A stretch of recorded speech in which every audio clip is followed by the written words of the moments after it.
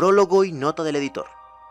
Los siguientes documentos comprenden una serie de escritos y dictados autobiográficos, narraciones en tercera persona, entrevistas y otra documentación sobre la vida y las aventuras del SCP-1867, en lo sucesivo, masculino, y por su dirección preferida, Lord Theodore Thomas Blackwood, octavo vizconde de Westminster. Lord Blackwood afirma que nació en el oeste del país de Inglaterra a principios del siglo XIX.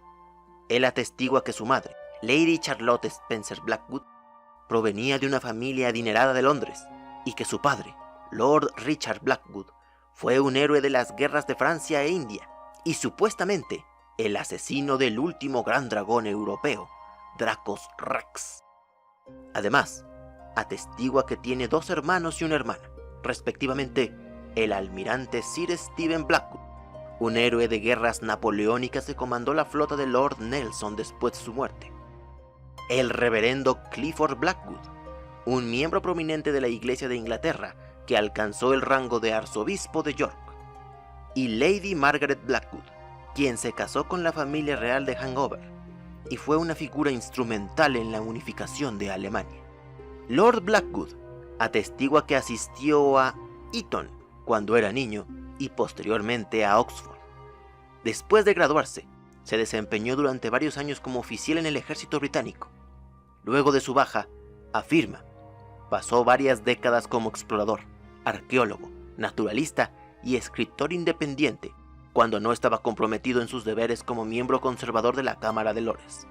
Durante este tiempo, afirma que se involucró en una serie de encuentros con objetos, criaturas y fenómenos actualmente clasificados como objetos SCP. Afirma que, cerca del final del siglo XIX, se desempeñó como empleado de la Fundación de Su Majestad para el estudio de curiosidades y fantasmagoría antes de convertirse en parte de la Fundación moderna. Afirma que se retiró a principios del siglo XX a la finca familiar en West Country, donde permaneció antes de su adquisición por parte de la Fundación. Pocos de los eventos documentados en estas narrativas han sido corroborados por fuentes externas, y muchos de ellos contradicen directamente los hechos históricos conocidos, incluidos los eventos en los que el señor Blackwood insiste que deberían haber sido ampliamente conocidos por el público en general si hubieran ocurrido como se indica. Se han propuesto varias hipótesis para explicar estas contradicciones, incluida la posibilidad de que las historias de Lord Blackwood no sean precisas, la posibilidad de que Lord Blackwood o alguien asociado con él sea un alterador de la realidad de alto nivel, o que un evento CK que no sea conocido por la Fundación haya ocurrido. Se han encontrado documentos atribuidos a Lord Blackwood en los archivos de la HMFSCP, y varios objetos SCP vivos que actualmente se encuentran en contención han atestiguado la exactitud de las siguientes narraciones. Esta colección se ha compilado con el único propósito del estudio en curso del 1867 y cualquier otro objeto SCP, conocido o desconocido, que pueda estar asociado con él. Notas de Lord Blackwood. No le hagan caso. Juro por mi honor como inglés que cada palabra en este documento es cierta. Jamás. El poder de las palabras no tiene comparación. Unas cuantas palabras pueden cambiar nuestro estado de ánimo o incluso condenarnos a un infierno. Pero cuando las palabras son usadas en una anécdota, es cuando muestran su máximo potencial. Historias SCP. Lord Blackwood y el taumaturgo. Registro de entrevista 1867-23. Entrevistador, el Dr. Adam Bernstein. Entrevistado, Lord Theodore Thomas Blackwood. Prefacio.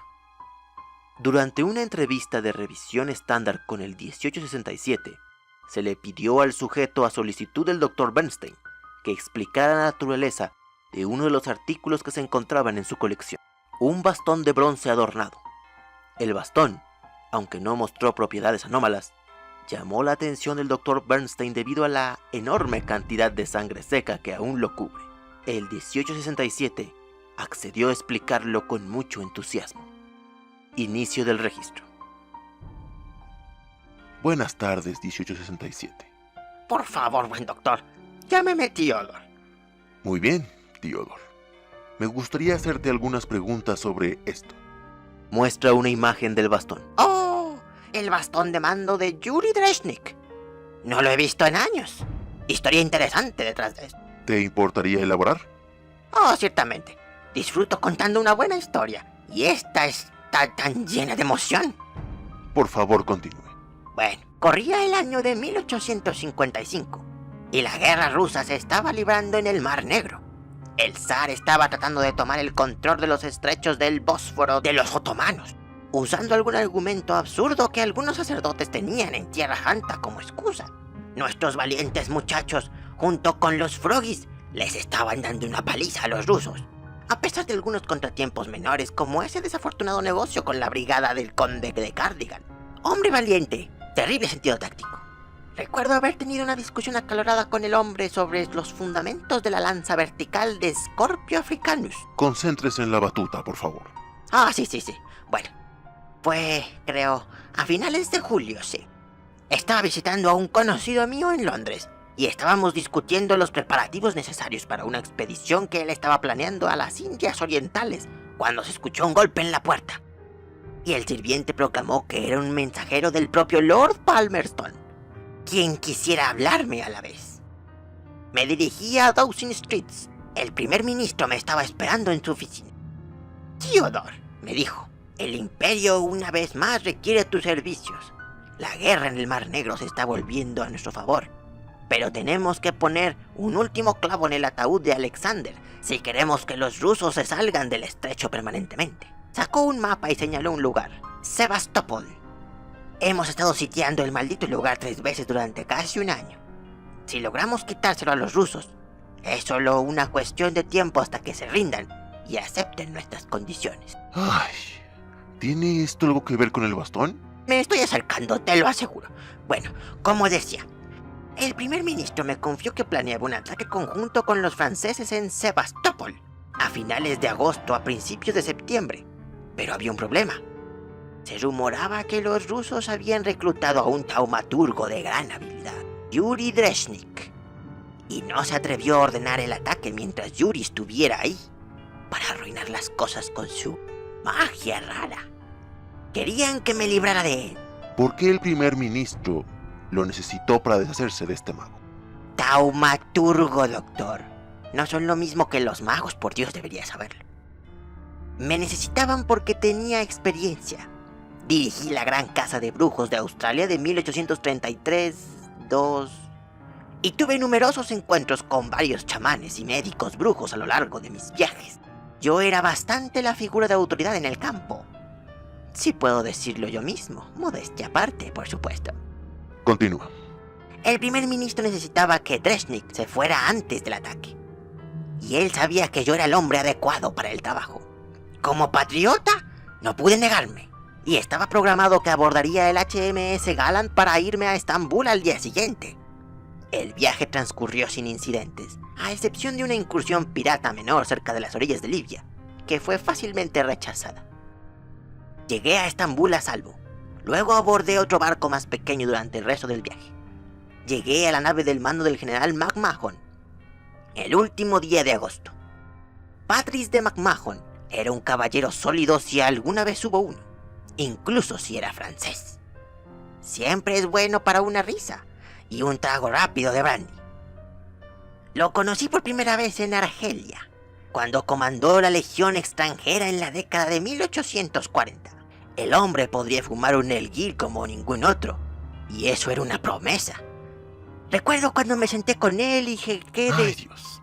SCP-1867, por favor, concéntrese. Theodore, llámame Theodore. Bueno, el taumaturgo. ¿Y qué estaba? Ah, sí. McMahon me dijo que recibió información creíble de que Dreshnik estaba escondido en el mismo Malakoff, esta enorme torre de piedra que domina el puerto. preparando algún tipo de ritual sucio como los taumaturgos están obligados a hacer. Son un asco. Debía reunir un equipo de los mejores que los ejércitos aliados tenían para ofrecer y hacer una incursión en la torre por la noche, deshaciéndome de Dreshnik antes de que pudiera provocar algo de maldad para obstaculizar el esfuerzo de la guerra. ¿Y cómo le fue en la redada? Oh, muy espléndidamente, por supuesto. Bueno, sobre todo así. Ahí estaba el pequeño asunto de nuestro barco hundiéndose en medio camino del puerto. Y nuestro francotirador tropezó con algunas piedras resbaladizas y se rompió el tobillo, el muy torpe. Y la mitad del equipo fue descubierta y acribillada con balas. Lamentable. Pero aparte de eso, todo salió perfectamente. Finalmente, acorralamos a Dreshnik en su cámara ritual durante una larga persecución, ya que el hombre era sorprendentemente rápido para un corpulento caballero de mediana edad con túnicas largas. Pero no se dejaría caer sin luchar. Sacó un extraño aparato que estaba escondido en su manga y lo apuntó al sargento Monroe. El pobre hombre nunca tuvo una oportunidad. ¿Qué le hizo el dispositivo al sargento Monroe? Pues lo puso al revés. Los gritos eran bastante terribles, por no mencionar el hedor. Se las arregló para hacer lo mismo con el corporal Turner, antes de que yo disparara el dispositivo de sus manos, junto con unos cuantos de sus dedos, claro. Sin embargo, él no había terminado. Gritando como un perezoso aullador indonesio, roció la sangre de sus dedos cortados en los cadáveres de mis compañeros caídos. Los dos cuerpos, de adentro hacia afuera, se sacudieron y cobraron vida, atacando lo poco que quedaba de mi tripulación. Rompieron a Durand y a Rox con una fuerza sobrehumana antes de que los derribara con mi confiable machete. Ahora, solo éramos Dreshnik y yo. Él se había quedado sin trucos. Su gran ritual quedó sin terminar, mientras lo enfrentaba con su propio bastón, mano a mano. La batalla tuvo lugar una semana después, y les dimos a esos bastardos rusos una paliza que no olvidarían pronto. Y bueno, así es como el bastón llegó a mi posesión. Entonces, ¿el bastón es solo un bastón ordinario de comando? ¿No tiene ningún poder taumatúrgico? Por supuesto que no. Quemé su cámara ritual junto con todas sus herramientas antes de escapar y nadar de regreso a la seguridad. Tendrías que ser suficientemente tonto como para mantener las pertenencias de un taumaturgo. Ellos siempre maldicen las cosas. Perdí a un primo por una maldición como esa. Se convirtió en una anguila. ¿Te imaginas eso? ¿Siendo una anguila? Terrible. Sí, creo que sí. Fin del registro. Soy Hawk, su narrador, y los espero en la siguiente lectura.